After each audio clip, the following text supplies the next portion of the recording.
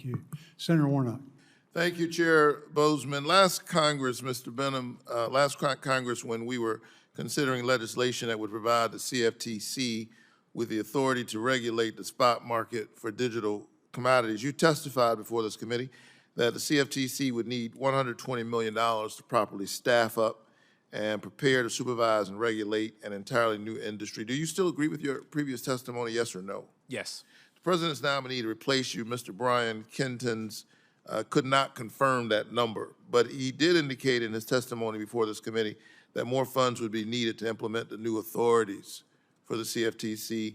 Chair Benham, to your knowledge, has the Trump administration requested additional funding or additional staffing at our financial regulators to properly support additional regulatory responsibilities? No, it has not. So in 6 months, we have seen hiring freezes. We've seen staff reductions at the SEC, at the FDIC, at the OCC, all while refusing to nominate Democratic commissioners for historically bipartisan boards like the CFTC.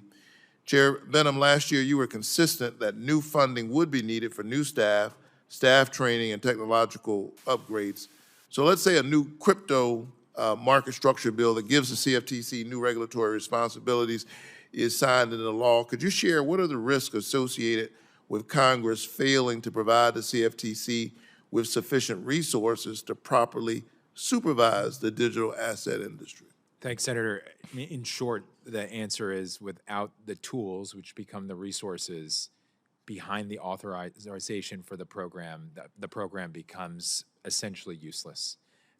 There's obviously a lot of talented staff at the CFTC, and I know they will work hard to implement the program, but we absolutely need resources at the agency to properly implement the program.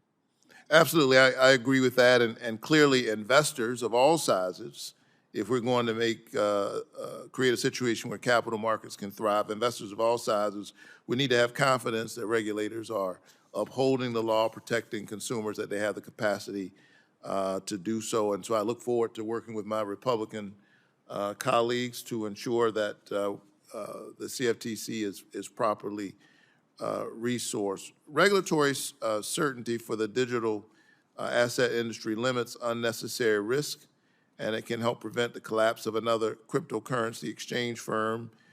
One thinks of FTX a few years ago. But I'm concerned that today, a handful of centralized firms have come to control multiple stages of the trading process. And all of that concentrates the risk, creates conflicts of interest in my mind. Mr. Massett, good to see you again. Is it routine for centralized exchanges to also serve as the custodian of customer funds and be responsible for listing, trading, clearing, and settling trades? Is this typically what we see?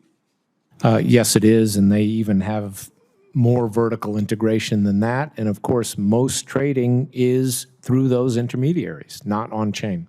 And what sorts of risks and inefficiencies or conflicts of interest may exist when exchanges are vertically integrated like this? There's all sorts of conflicts that can arise. For example, today, these trading platforms can do their own proprietary trading, so they can front-run customer orders or misuse customer information. They can have interest in the tokens that they list. That's not prohibited either. They can have other business ventures. And with respect to custody, they can be charging separate fees and may not adhere to good custody rules. And even the Clarity Act doesn't even require these platforms to hold the Bitcoin that they say their customers own. It doesn't require that. So this vertical integration creating additional unnecessary risks for customers. We saw this with FTX, with customers being unable to access their money months after the collapse of FTX. And I'm especially concerned that customers may not be getting the best prices on trades, that they may be paying higher fees, and more consolidation will lead to less competition in the market and create more systemic risk like we saw in the case of FTX. Mr. Massett, what provisions do you see in a Senate bill to limit the risk that large centralized firms may have on the digital asset market? Sure. We need a comprehensive regulatory framework that prohibits these kinds of conflicts of interest, so no proprietary trading, no interest in the tokens they list, no other business ventures that can pose conflicts. We need to impose best execution requirements on brokers. We need to impose strict custody rules and, either consider separate custodians or at least have rules that ensure that they really are holding the Bitcoin that they claim or the other assets that they claim their customers own, and they're segregating it properly, and they're not charging fees for that. Thank you so very much for your testimony. I look forward to working with my Republican colleagues to create a Senate bill that contains strong conflict of interest language so we can safeguard the financial system and protect consumers. Thank you very much, Mr. Chairman.